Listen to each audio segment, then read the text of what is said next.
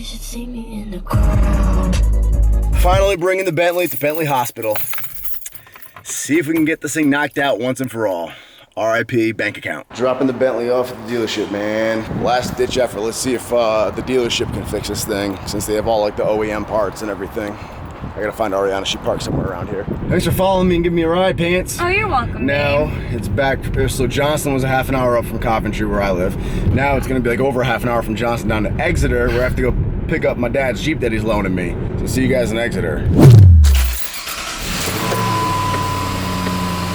Borrow my dad's Jeep for the time being. He doesn't really use it too much anymore. They have that new Equinox. That's what they use. This old thing. I actually borrowed this. I'd split the cost with him back in the day after my second BMW got totaled, and I was looking for a new car. So I drove this right before I bought the Dodge Magnum. Anyway, time to go now drive to the gym and meet Dan Mackler. So like I said in the recent video, restarting my strength cycle, training cycle.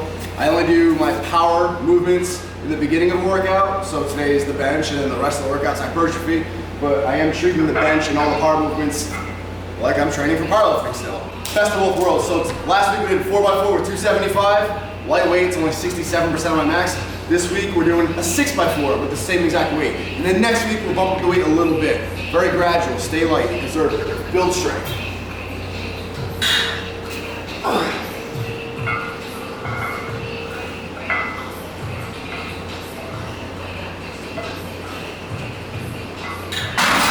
Next up, incline dumbbell press. We usually do like 4 to 5 sets of 10, 8 to 10 with these.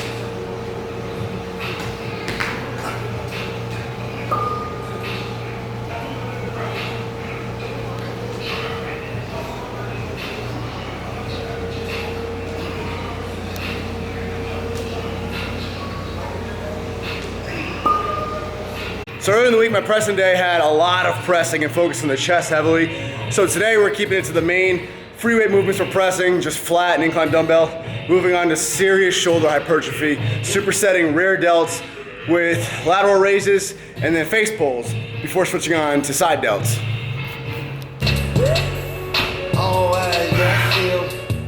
This is the most west side shit I've ever seen in my life. This is the bamboo barbell. It's for like stabilization strengthening because it wobbles back and forth. You have to stabilize it. I've never used this monstrosity in my life. Holy shit, dude. What the fuck is this thing? Oh my God. This is horrible. What the fuck is the technique? Well, laughing doesn't help. Dude, that was the weirdest thing I've ever done. I quit. I'm not being a powerlifter. Take it easy, Dan. Oh, it pulls out. It pulls out. I made it home right at about 2 p.m. This gives me several hours to edit a video and clean this house before I go pick up my cousin at the train station at around 9:15 p.m. Link and discount code for this watch in the info box below. This is a special evening. My cousin, whom I grew up with, closer than a brother to me, is visiting. And he never visits up here anymore, man. He's a nomad. He travels. He's a drifter. So this is pretty cool, and him and I both love IPA, so I've been saving this night on the calendar to cheat via IPA beer. But the reason it's called Starter is because it was basically about this area that they called Bridgetown.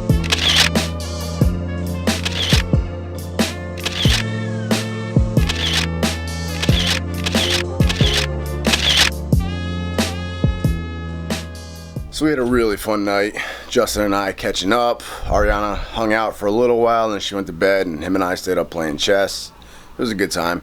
Now we're finally here at the beach house, where him and I spent every summer as kids. It was the most amazing experience of our life. In fact, we called this room the Brown Room back in the day, and this is where we spent every single summer. I mean, from as young as he was living here every summer since he was like a baby, basically, and I started joining in when I was 10-ish maybe. We actually marked the ceilings every year. We put our name and date. We missed the first several years, but we started in 05 apparently. So when I was 14, we started labeling, numbering, and we'd always alternate beds too. So every year one person's name would be on the opposite side. One of the marks I left was actually one time when I was packing up to leave for the summer. I was sad about having to leave, but I was feeling just so blissfully amazing. I was feeling euphoric just because I just love being here. I decided to document the exact moment and write the date down in the corner of this drawer. This was my side of the bureau at the time. It was done on August 26, 2004. And as you can see, 6 years later, my cousin Josh Wright, aka Jay Wright, you all know him, the rapper I use in my videos, he's actually performing at the Warped Tour right now, which is crazy. That's insane. He's performing at the Warped Tour. But he tried to copy me, and he did the same thing right underneath my name. There was one year where I was into snakes. I owned a bunch of snakes. The biggest one I had was a 10-foot Burmese python. My grandma was terrified of snakes, but she's a sweet woman. She allowed me to move my snake tanks in here for that summer. Another year, we had one of those cheap bench sets here, you know, with the cement place everyone has. That was when I just started getting into like lifting, 13, 14 years old, I think. And I got my finger stuck in one of the holes one night, and we woke my grandfather up at like 1 in the morning. He had to get spray butter to help me get it out. We also have this mural on the wall that we subtly added little animals into. My grandparents own this beach house. It's a double waterfront property on a peninsula. Good size house, great size property. It's amazing. My great grandfather purchased this plot of land for $1,100 back in the day. Once upon a time, this peninsula was a barren wasteland. It was covered in brush, trees, weeds. People actually told him he was crazy for wanting to waste his time investing over here because it was just a barren wasteland, but he saw the potential in it. So for $1,100, he bought up a good chunk of property on it, and it had nothing more than a small shed. Over the years, he added to that shed and eventually built up a full-size house. Fast forward to 2018, that barren wasteland with a shed is now a prime piece of real estate that I have been blessed and lucky as hell to have been able to have in my life growing up. Now that I'm an adult and I have my own property, I'm really appreciating just how lucky I was to be able to spend every single summer here growing up all my life. Like, to have access to a place like this is amazing. Once my grandparents have had their run with it, I imagine it will be sold off to somebody somewhere and will no longer be in my life, but I am so lucky and blessed to have had almost 30 years growing up in this place and haven't had access to this place. Dima, which is what we call Grandma. What was your reaction when I first wanted to bring snakes into this house? I thought it was the most wonderful idea in the world. How did you put up with that? True grit. What did you like most about opening your freezer to finding frozen rodents in it? I thought that was a wonderful idea, and how did you ever come to that conclusion? You'd make an amazing politician. Like, you know how to sell it. 150 of them. 113 clams. Can't get any fresher than these babies. You just picked them over there? Yep. All picked from right over there at the point. That's amazing. And is it because of Josh? No, I can't have it.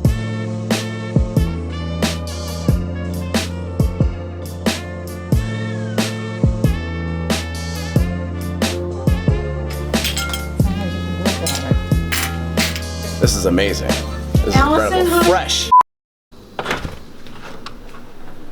Tonight we're in the blue room. Only the carpet and the curtains are blue, but we always call this one the blue room. This is my king size bed for the evening. Good night, buddy. Not about it.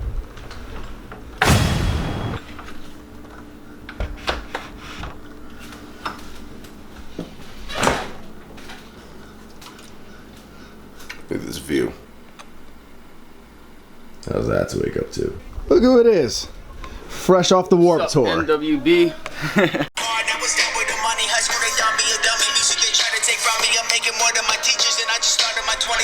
This is sick. This isn't even out yet? Not yet. Dropping a music video. Kill it. I like that. That's so sick. So Josh just came off the Warped Tour. How was that, dude? Crazy.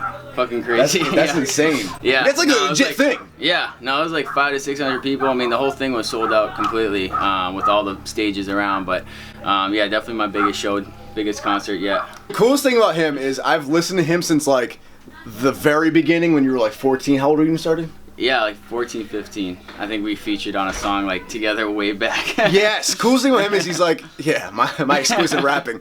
He's like a legitimate example of hard work though.